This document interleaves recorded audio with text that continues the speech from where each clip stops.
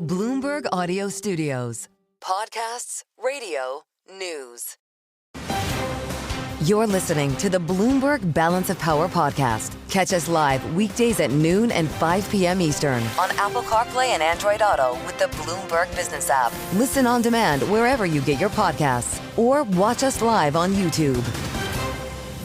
Here for the latest on markets, which have been listening very closely to the conversation in Stockholm. That's where Scott Bessent and Jamieson Greer, the Treasury Secretary and U.S. Trade Representative, have just finished briefing reporters who waited hours for a readout on their negotiating session with the Chinese. And we want to bring you into that conference room in Stockholm right now.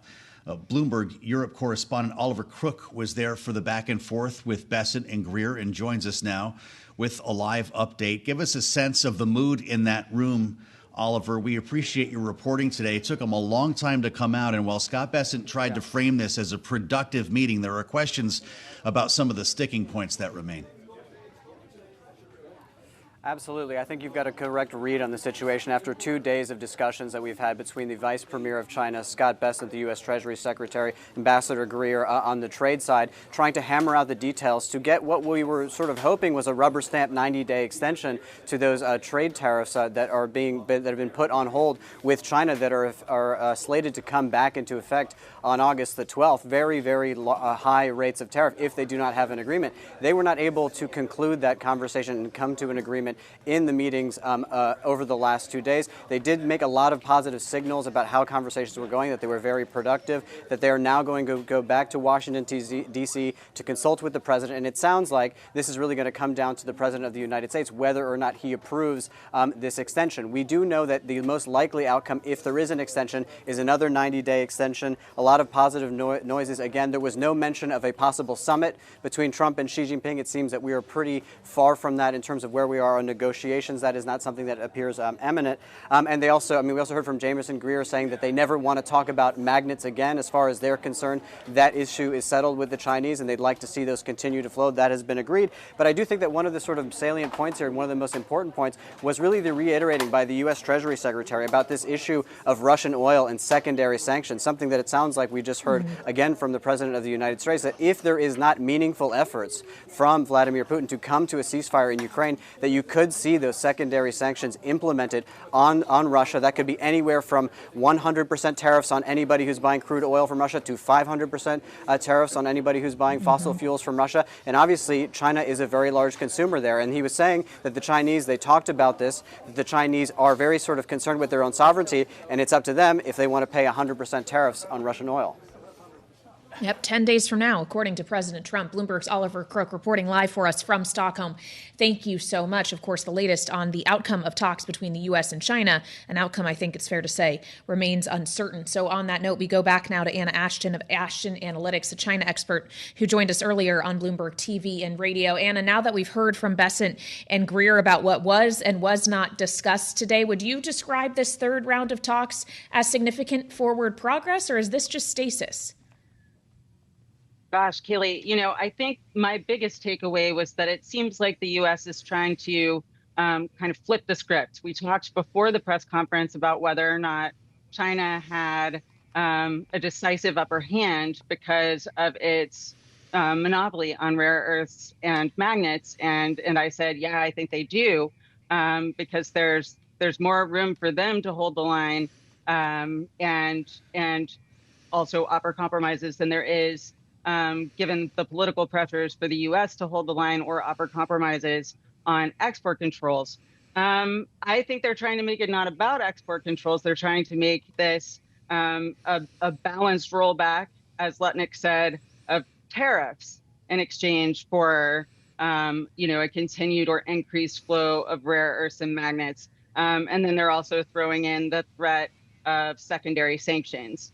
It seems like that seems like a sound play on the part of the Trump administration in terms of trying to find effective leverage. I think that is effective leverage, given the fact that the level of tariffs that could be imposed in a snapback would be really, really high and certainly would do damage to a Chinese economy that is already kind of, struggling to gain momentum.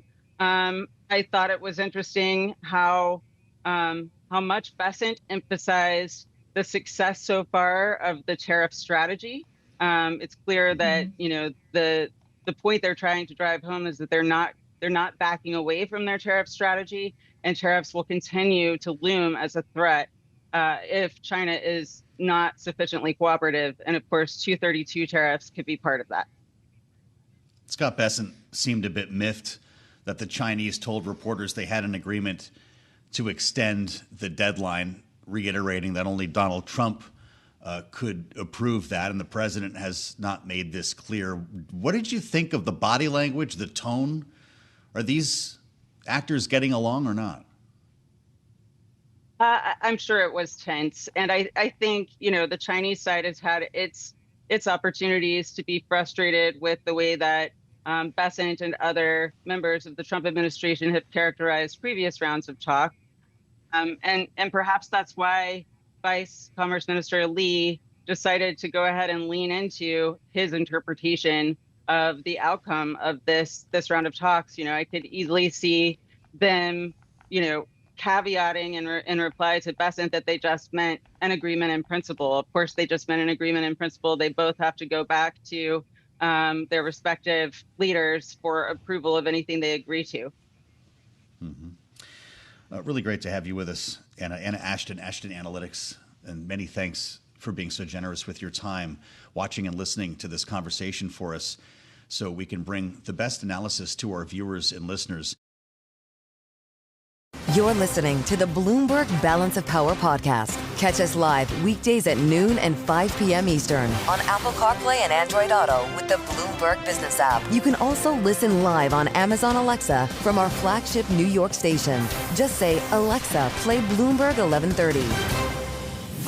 Kailey, we want to mention another breaking story right now. As we've alluded to a couple of times, Donald Trump is briefing reporters on Air Force One, or at least was a short time ago, making news not only on trade, but also on geopolitics specific to Russia. Remembering yesterday, he said he might move up the deadline for Russia to reach peace in Ukraine, promising the secondary sanctions that we were just talking about. He's now given it 10 days. Donald Trump says Russia has 10 more days to reach a truce in Ukraine. It is moving oil prices right now. We've seen crude oil move back above $68 a barrel on this headline. And we want to bring in Mara Rudman for more on this, professor at the University of Virginia's Miller Center, former U.S. diplomat, back on Bloomberg TV and radio. Mara, your reaction following President Trump's visit to Scotland this weekend to this more intense rhetoric when it comes to Russia. He said that moving the deadline has not resulted in any progress yet. Will this headline make that different? John, good to be back with you. I'm not sure that Donald Trump saying it or saying it louder or shortening the number of days is what's going to make the difference. I hope what Donald Trump is learning and seeing is that the United States is much stronger in whatever it says and whatever it moves to do when we have friends and allies with us who are like-minded in approach. And it's worth nurturing and building and spending time and attention with those relationships. And I hope some of what we're seeing from him is a result of that. Well, but what will the results of that ultimately be, Mara? It's one thing for President Trump's attitude to change. It's entirely another for President Putin's. Do you expect that will happen? Well, I think President Putin is constantly, not unlike President Trump, calculating where his interests lie and how to achieve them. And so the question of secondary sanctions, of how much pain, frankly, can be inflicted on the Russian economy and the extent to which there's the capacity to keep or limit China from helping or bailing out Russia in the way that they have. All of those things are going to factor into whether we ultimately see changes from Putin. I don't think he is suicidal. He wants to continue to rule, and he wants his country to remain allied with him. But it's not clear how quickly we will see turns because of how deeply entrenched his issues are in going into Ukraine and how rightfully entrenched the Ukrainians are in having the Russians depart and stop their offensive. We've spent the bulk of our program today, Mara, talking about trade, whether it's with regard to China, the EU, or any other partner that is facing a deadline here coming up next month, whether it be the 1st or the 12th. And a lot of that talk has revolved around the idea of the taco trade, the fact that the markets are still near all-time highs despite the great uncertainty. And I wonder if there's an element of that here. Does Vladimir Putin actually believe that Donald Trump will go through with the threats that he's making? Yeah, it's a fair question. And there's plenty of reason to see inconsistency in President Trump and his actions. And so both in terms of the economy and in terms of how other world leaders look at and assess the United States, it will be important for President Trump to be able to display and act with some degree of consistency and not, not pivot his positions by sometimes up to 180 degrees overnight. And again, we have too little in the mix now to know whether he's capable of doing that. Well, as we consider President Trump's shifting positions, we saw a notable break yesterday between him and Israeli Prime Minister Benjamin Netanyahu on another issue, which is the situation with hunger in Gaza. Netanyahu obviously not characterizing it as starvation. President Trump says he begs to differ and thinks the images don't lie. But he also just said aboard Air Force One that he thinks Israel could do a good job with food centers in Gaza. How much do you expect the pressure on Netanyahu and Israel specifically to ramp up from President Trump?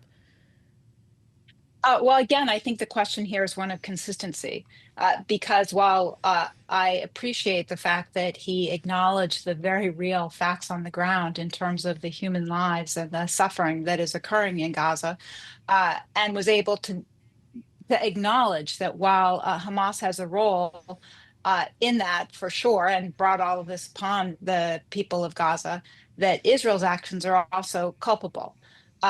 He needs to be able to continue with that kind of approach and to present solution sets. And there are some within Israel who also want to see that, who have a different view than Prime Minister Netanyahu. Notable among those who would support some of the solution sets, others are bringing forward, the Israeli military, who frankly wanted the original system of food distribution and humanitarian aid to continue and were overruled by the political elements of Prime Minister Netanyahu and those around him.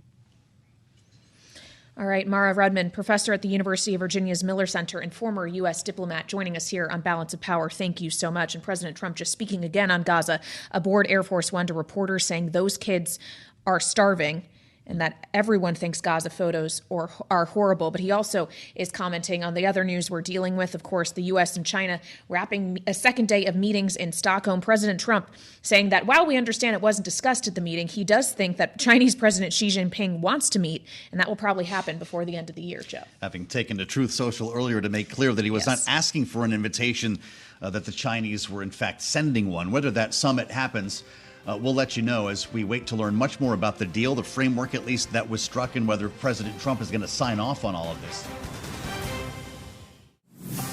Thanks for listening to the Balance of Power podcast.